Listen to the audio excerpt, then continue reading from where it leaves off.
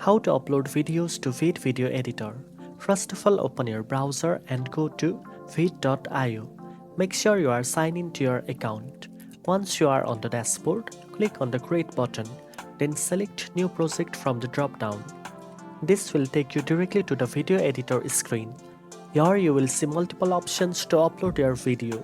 You can click on Upload File to import a video directly from your computer, or simply drag and drop your file into the editor area. Veed also allows you to import videos from your phone via QR code, making it easy to upload clips from your mobile device.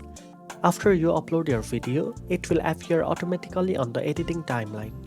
From here, you can start trimming, cutting, adding subtitles, inserting text, background music, transitions, or even use Veed's built-in AI tools to make your video more creative and engaging.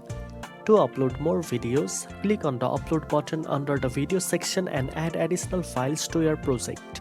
If you are uploading multiple clips, you can easily rearrange them into timeline by dragging and dropping to create your perfect sequence.